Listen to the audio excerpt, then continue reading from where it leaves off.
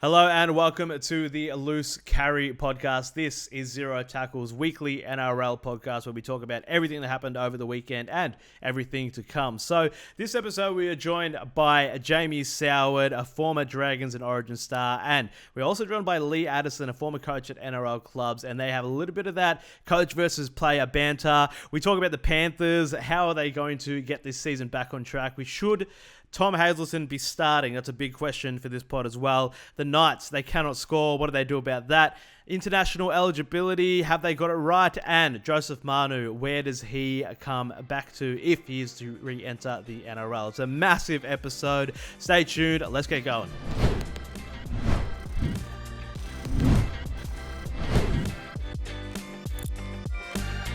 All right, so making his return to Loose Carry podcast, we have Jamie Soward, former Dragons and Origin star, and you can hear him on Rugby League Gurus podcast. How are you, Sowie?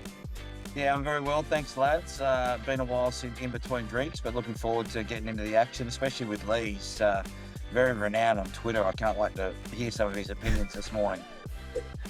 Well, speaking of, let's bring him on. It is Lee Addison, former coach at NRL clubs and author of Rugby League Coach. Welcome to the show, mate. Thank you very much. Thanks for the invite. And I think Sowie needs to go back to Penrith.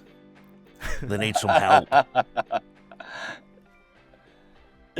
Beautiful. All right, let's get going with the first bit on the rundown. All right, so first game on the rundown, Dolphins 30, Panthers 12, Sowie. Panthers not looking good. That's a lot in a row. Can they fix that defense?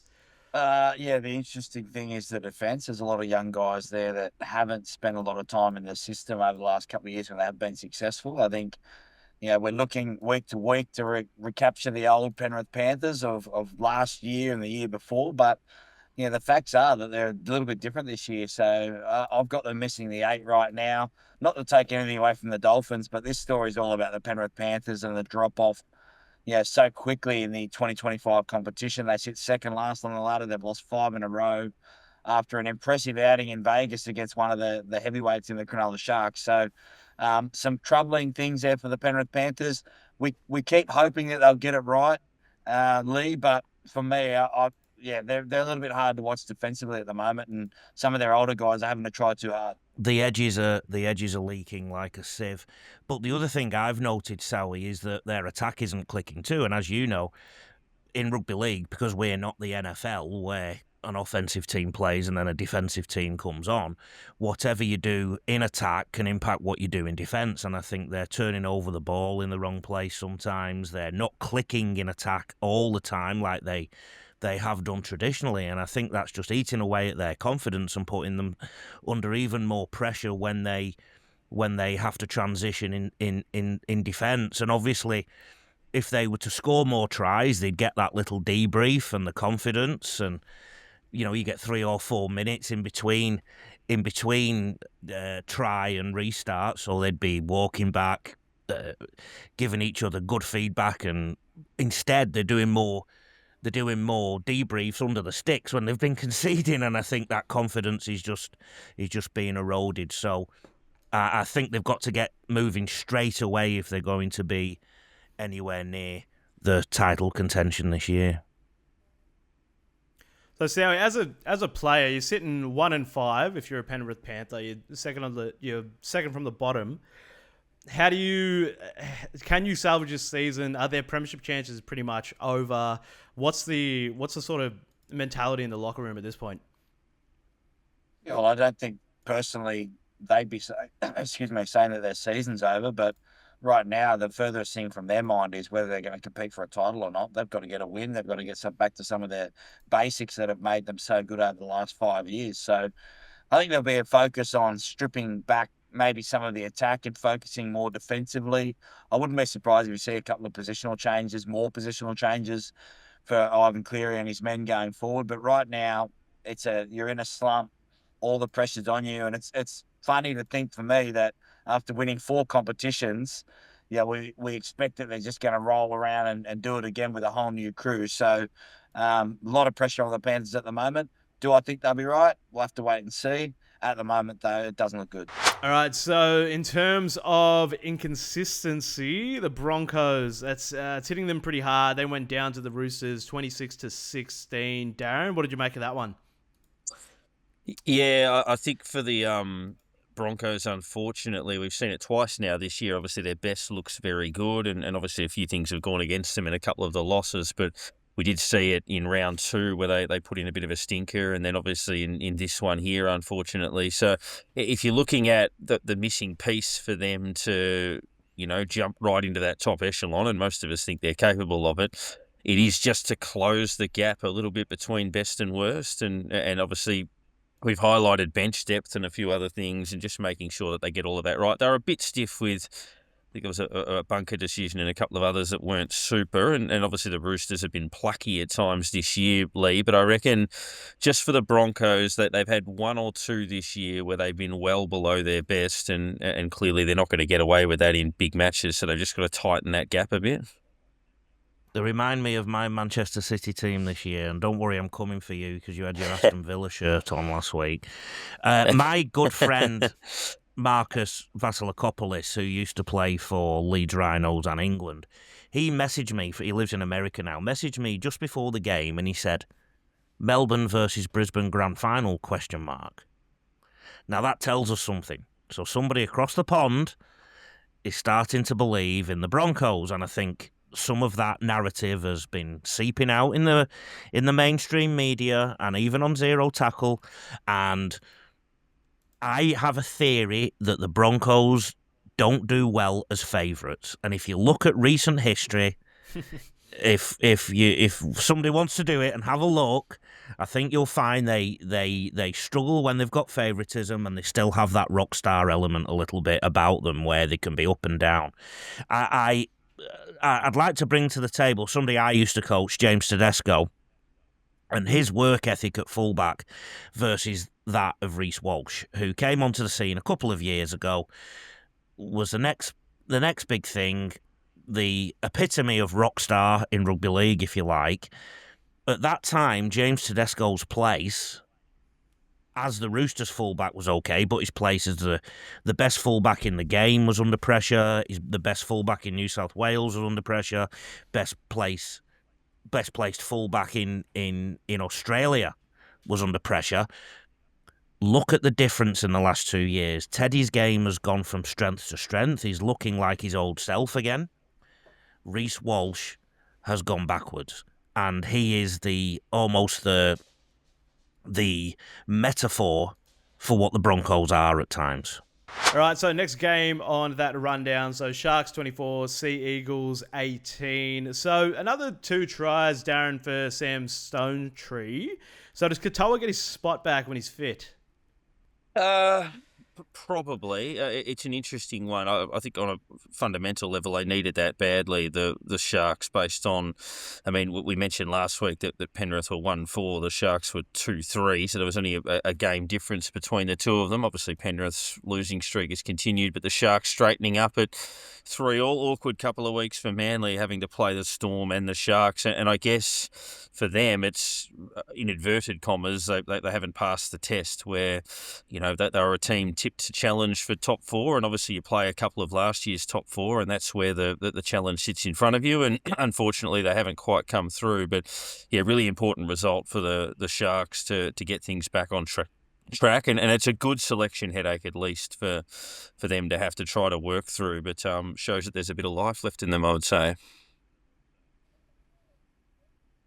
Yeah, and so another point in that match. So Tom Hazelton, he started on the bench. Lee, what are your thoughts on that? Should he be starting, or is he better served on the bench? Well, I used to play prop, and I always used to like being sat on the bench just because it was more comfortable. But also, you could actually have a look at what was happening in the middle of the field. You could weigh things up, and you could work out which defender wasn't as good as the other or was tiring, etc.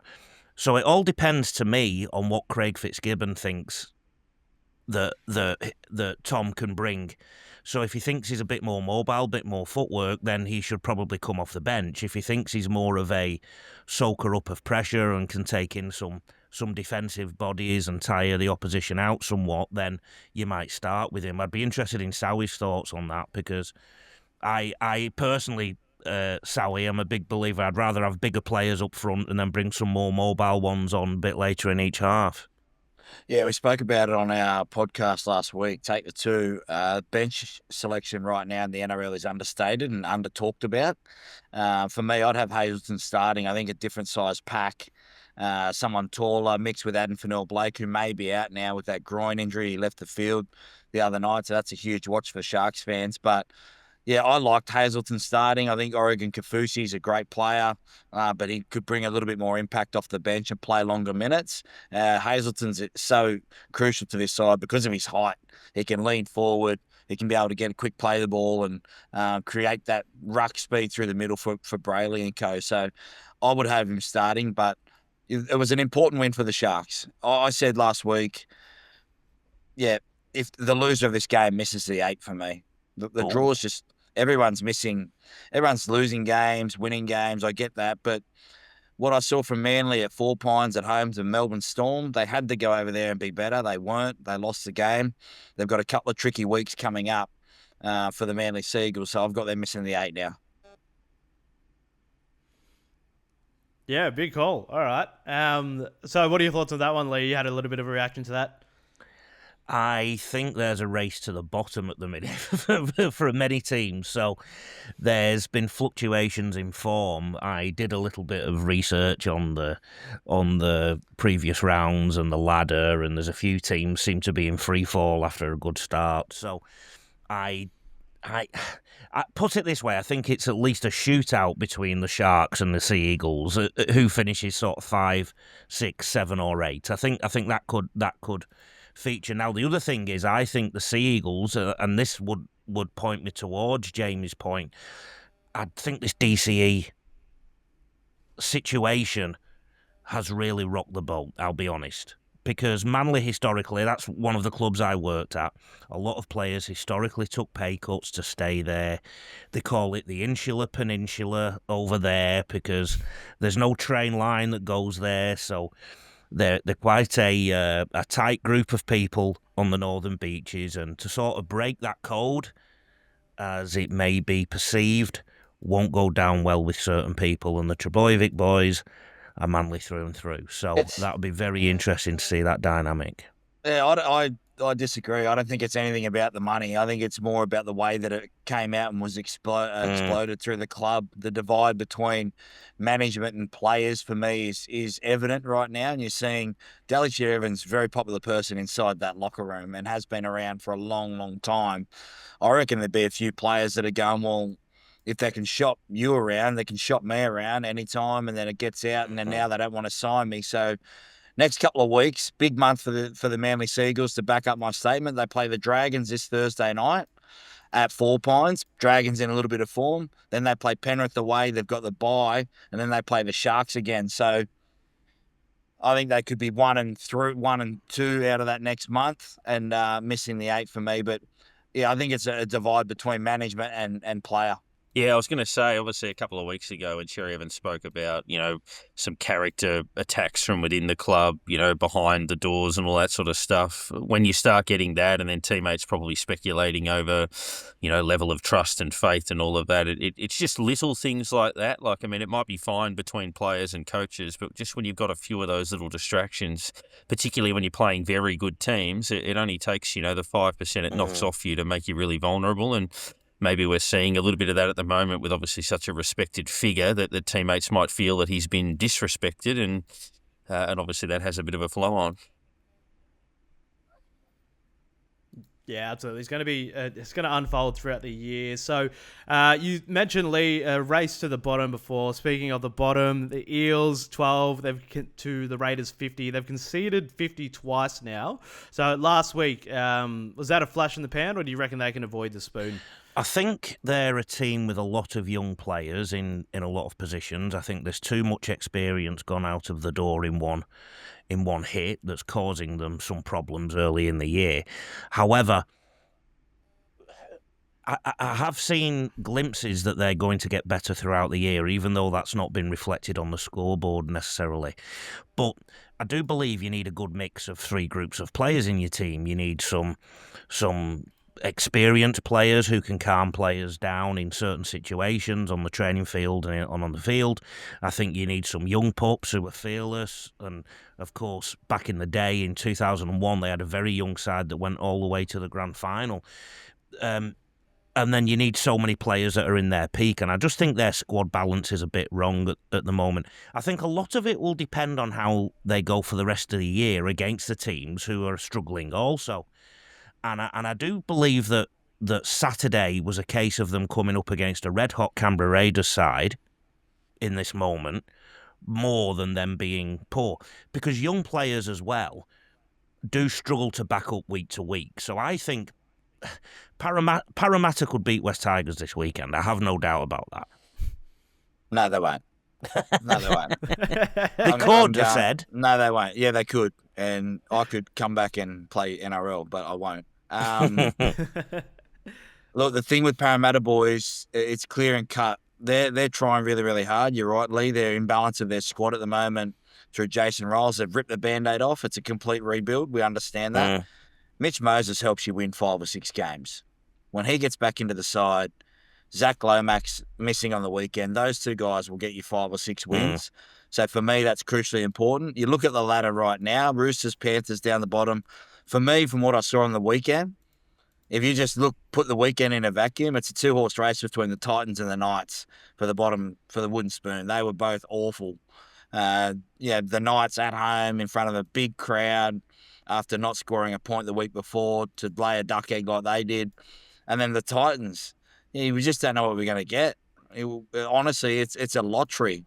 And that's really hard to see with such a great forward pack. So Parramatta are trying hard. They're young. But I think that when Moses and Lomax are in there and they play 5, 6, 7 games together, they'll just win because they'll demand an effort off the back of those high-quality players. Yeah, good stuff. So speaking of the Knights laying a duck egg, so they got 4 points on the weekend, but the Tigers scored 20. So Darren, that's 4 points in the last 2 games. How do they fix that attack?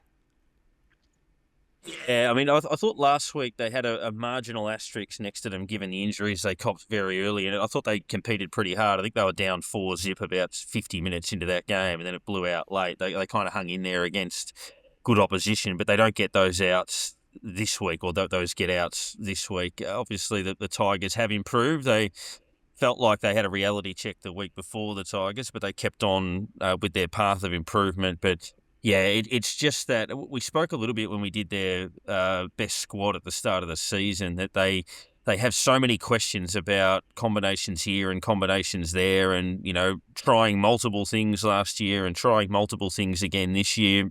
They're just not settled enough, and they don't have enough depth behind their top end. So, yeah, I think they're firmly in the mix for the bottom of the table, and it's all well and good to sort of sit there and say there's degrees of spirit in there, but there's just no attacking weaponry or nothing that can hurt sides sufficiently, and they don't have long enough to fix it.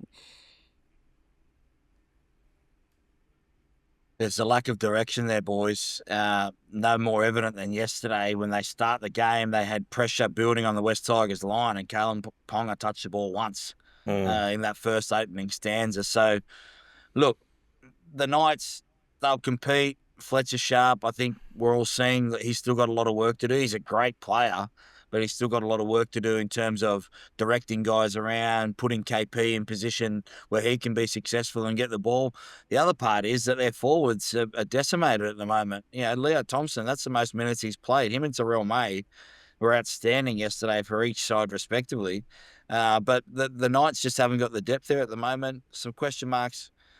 Jackson Hastings, I think he's still the best halfback at the club. For him not being able to get a start, I know that you would have watched a lot of him over in the English Super League, but he was a star in England. He was an absolute star, and he came over here, and something's obviously gone wrong, Jamie, hasn't it? In between the dynamic between coach and player, or but I'm leadership sick and of player. I get annoyed at that because I've been that player. if he's the best choice to help you win at home, aren't we judged on wins and losses, not whether you get like Wayne Bennett would often say, teammates, not best mates. Yep. Yeah. Best mates tell each other what they want to hear. Teammates put the team first and they want to win. If your coach isn't doing that, that's a big thing for me, because Jackson Hastings probably should be in that side. They need to try something. Right now, they can't score in a speed dating event.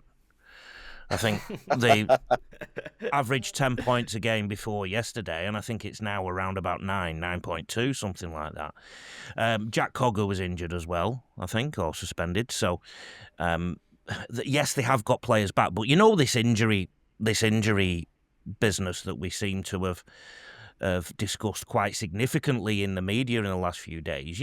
There's other teams with similar amounts of injuries. The Roosters have got something like 9 injuries right now, so I don't know if it's a bit of propaganda coming out from the Republic of Newcastle about their injury list. So I think there might be a little bit of pressure building up there in the Hunter region. Well, what I would say on that, boys, is that when you're at the Roosters, you're expected to have depth because they are one of those clubs that go out and recruit. So their injury list is going to look different to the Newcastle Knights. I mean, if Kalen Ponga goes down, no one can tell me who the next fullback is. It's probably Fletcher Sharp. So I think that the injuries hit different. Yeah, we're looking at Penrith. They don't have many injuries at the moment, but they're still down the bottom. Parramatta have got injuries, but their injuries are different. Yeah, it's going to be a good one to watch. So moving away now to the Perth and the Darwin games. So we have obviously Origin being played in Perth, and then some games at Darwin. So is that you guys are representing the NRL Heartland, Sowie and Lee. So how do you guys feel about the Perth and Darwin games, or should every team be forced to play a home game away from their usual home to grow the game essentially in new markets? I'm a bit old school here, boys. I think Origin should just be New South Wales and Queensland. I don't see why we have to spread it out. I know it's a money-making expedition and all that kind of stuff.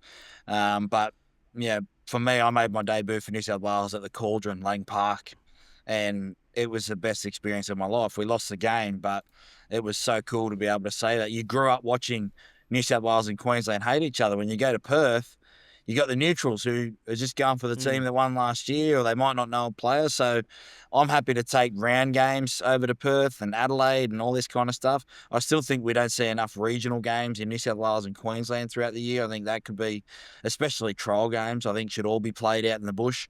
But I've always been brought up, Wally Lewis come down to the old SFS and pouring down rain and Michael O'Connor kicking it from the corner. I'm all about that. I don't want to see Perth, Adelaide, New Zealand for Origin for me. I'm a bit of column A and a bit of column B. I mean, I wasn't born and raised in New South Wales like Jamie. I don't know if you've realised that from the accent, but I have been here a long time now. I've been here nearly 2 decades, and I do know where Jamie's coming from, but I also feel that we struggle and will struggle to call it a National Rugby League until we have that national, what is perceived to be a national footprint. So I would do exactly what Sowie said for 2 years, and then maybe in the third cycle try your Perths and your Melbournes, etc. Because I am an expansionist at heart. But at the same time, I'm not coaching New South Wales or Queensland or playing for New South Wales or Queensland. And I think if you're blue, you want to see 2 games down there because your chances of winning the series go up by 6 or 12 points. You get a 6 or 0.12 start at least, I think, and definitely up here as well at the Cauldron. Yeah, I think if you look at the ultimate aim, if we're looking for an equitable fixture, yes, you have 1 neutral game, 1 at each venue, so therefore it is that. But I think there is that historical challenge associated with now we've got to go and claim the series on enemy territory. We need to win 1 away game if it falls that way for us. I mean, if we're looking for an equitable draw, if you look at the NRL as a whole, it's impossible to have one domestically. So obviously, state of origin, it's going to be difficult. But if you look at the actual domestic draw, you've got some teams go to Vegas every year, some don't. When do you play your away games, or who do you play away? Do you get the difficult away fixtures like the Warriors, like the Cowboys, like the Storm, like the Raiders, places that not everyone goes to where it's always travel? Who do you play twice? 6-day breaks, 5-day breaks, even the origin factor within the fixtures. So who do you play in the origin thing? Who's missing? Who have they got missing? I think it's impossible to have an equitable draw, and I think that's part of the challenge of the elite sport. You rise above that and get it done, and it's a New South Wales and Queensland series. So I kind of see why they expanded, but at the same time, it's a New South Wales and Queensland series. So part of that involves winning in enemy territory if you're going to get it done. Yeah, and as a fan myself based in Melbourne, I think there's more appeal because of all the history associated with it of travelling to an Origin game rather than having the Origin game come to me in the MCG, because the vibe, I understand, is a lot different. So next thing is, Sal, we will throw to you for this one. So international eligibility is in the spotlight. So the Hammer and Payne Haas are reportedly the latest weighing up a switch to Samoa. How do you feel if the game has got it with the current rules in terms of international eligibility? I, as a coach of FEAT Samoa, we're facing this at the moment. We gained eligibility to play Australia and New Zealand later on this year. And some conversations around the girls when we won the last game was, now, does that mean that we're in Tier 1 and we won't get a chance to play State of Origin? I think there's some misconceptions around the rules and what people understand. You have to have a strong domestic competition to be classed in Tier 1. So England have got that. New Zealand have got that because they're part of the NRL landscape. The other Tier 1, there won't be any more Tier 1s. The Tonga, Fiji, Samoa will never, ever be in Tier 1 because they're not part of the domestic competition and they don't have their own team. Or their own competition. So for me right now, I think it's fine the way it is. If you're a Tongan heritage, Samoan heritage, you should be able to play for New South Wales or Queensland. To everyone else saying, well, if you open it up and England and New Zealand, stuff like that, is it going to be such a bad thing? I'm not sure. It's going to be up to the powers that be, but I think we've got it right now with New Zealand and England. Obviously, we've seen guys change their allegiance to play for that country. And rightly so if they believe in that. But I think we've got it right now. We're just overcomplicating it. Are we upset that there's more Samoans, looking to play State of Origin? There's other front rowers out there that maybe Melbourne can pick from. Maybe, you'd have to have that depth, but we shouldn't punish Samoa for, wanting Payne Haas and Hamasai Tapuai-Fidow to be going back and play for their country of heritage. To be honest, it's awful. To think that you're going to have to play for Australia or Samoa, maybe dad's Australian, mum's Samoan. I think that's horrible to be able to put players through, but we've got to respect their choice if they do make that choice. The tier thing, T-I-E-R, actually brings tears, T-E-A-R, to my eyes, because I don't think your average fan and your average consumer of the game truly understands it, and I don't know if that message will ever get out there. And I do struggle, and Sowie's right, it's about the youth development that goes on in these nations, and the reality is there's probably only a few countries in the world that have youth development programs, and they are the Tier 1 nations and a couple of others. But I personally have difficulty in somebody who was born and raised in New South Wales or Queensland not being allowed to play for New South Wales or Queensland, regardless of which nation they choose to play. And I think that represents our modern society. We're a lot more mobile. People move around now. I know I'm a fruit salad when you look at my family history, and I'm sure the plenty of us are.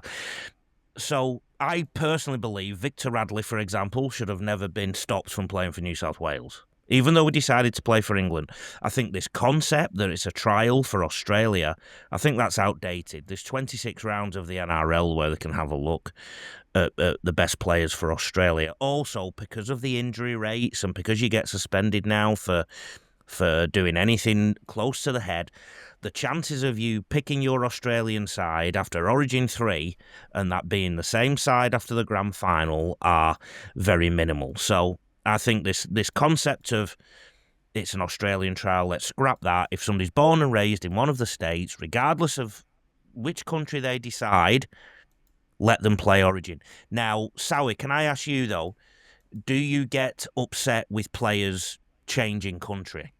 So, No. I personally, I'd rather them pick a country and then stick with it. No, because you contradict yourself with your point, because what you're saying is now that a family that is combined, whether they're Australian, Samoan, Tongan Australian, New Zealand Australian, doesn't get a chance to represent both parts of his family and the heritage on both sides of his family. See, I don't think I am contradicting my point, because you could have one parent born in New South Wales and one parent born in Queensland. And you could have been born on the border and moved over to play under 13. Yeah, but you're saying wherever you're born in, if you're born in New South Wales, not where the parent is. We're talking about, you can't compare apples and oranges. International football is different. The heritage for both sides can be different. So you should have eligibility to represent both sides of the family. Otherwise, you're going to get to a point where you're going to represent mum's side and dad's like, I've always wanted to see you play for Samoa. And we've had that this year. Origin's different. Your point about the Australian side being a selection over 26 rounds is exactly right. But when we're talking about Origin, we're talking about born in New South Wales or Queensland. We're not talking about born in another country. That's the... But there are players who are born in other countries who play for Origin teams now if they get into Australia they were born and before raised the age in New of South 13. Wales. Born and raised in New South Wales or Queensland. That was your point. Born, I said. Yeah. Born. So if they're born in New South Wales, then they should be able to play for New South Wales and then pick their own eligibility. If they play for Australia, if they play for Australia, you should be able to play for New Zealand if that's your family heritage. Yeah, I just don't think it looks good for the international game. I don't know many sports that chop and change countries as much as we do. I don't think that looks good on the international stage. What is our international stage? It's been 3 teams for 50 years. And now it's never going to be anything else. Do you want to know I reckon we're a bit scared of the Polynesian countries coming up and beating the top countries.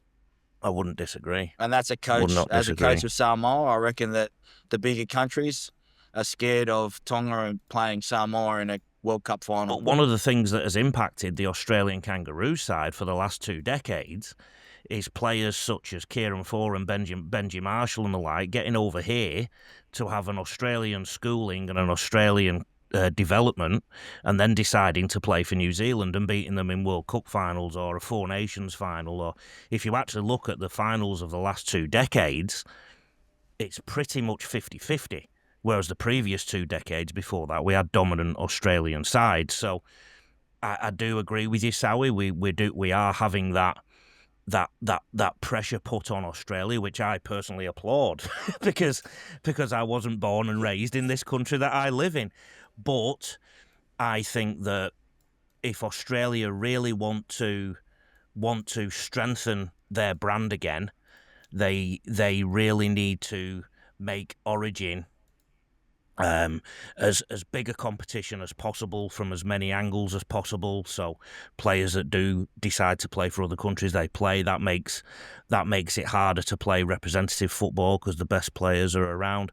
And also, I personally feel that you should pick one country and stay there personally. And I think we could talk about the whole day, but I think if somebody's pulled on the green and gold, they should stay there. All right, so speaking of internationals, Joseph Manu is taking a look at coming back to the NRL. Darren, which teams should be in the mix to sign him? Yeah, it's one of a couple of options. He's 28 years old. He's still got a fair bit of football left. He's a dual coder, so he's obviously got the option of union as well. And obviously for family reasons, if he does come back, you're thinking New Zealand or New South Wales. So New Zealand could mean Super Rugby. It could mean the Warriors, obviously. And Lee, if he goes to Sydney, is the answer a straightforward one, perhaps? Sydney Roosters. That's where he should go. Just because they beat the Broncos at the weekend doesn't mean their season is now made. I think they lifted to win that game. They have let an awful lot of experience go. Joseph Manu is at his peak. If he's 28, he is in his peak, and he is some footballer who can play in a few positions. Uncle Nick Politis should be on the phone straight away. All right, looking ahead to round 7 now. Darren, what game have you got an eye on? There's two. The first game on the Thursday, do Manly hit back in a tricky game against the Dragons?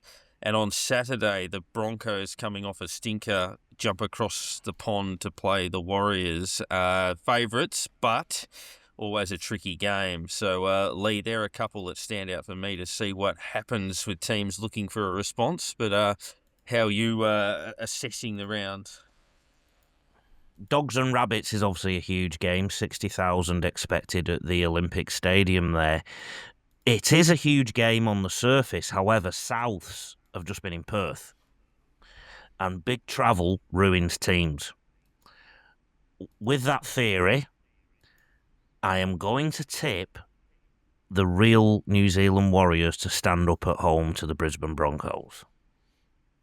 I don't know if our esteemed company right now have travelled much to New Zealand, but if you fly at the wrong time and you don't get your sleep in order, particularly when it's 3 hours time difference, which I think it might be now, it can mess with your inner constitution. So I am predicting the Warriors to really aim up at home to the Broncos this weekend. Oh, I would love to see it. Absolutely love to see it. I just wanted to get on the show again, Phoenix. That's why I said it. And you have it locked in your spot for the next show. All right, well, that wraps it up for Loose Carry this week. Thank you, Darren, for coming on. Thank you, Lee, for coming on. Where can the people find you, Lee? What are you promoting?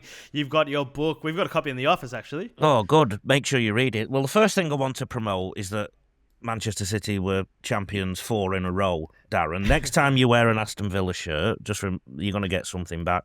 I'm currently selling this amazing rugby league coaching book. It's called Rugby League Coach. 13 game-changing conversations to transform your coaching, Phoenix and Darren. Let me just tell you something about that. It's probably the first rugby league coaching book for about 30 years. So there's a bit of a niche there I could go to.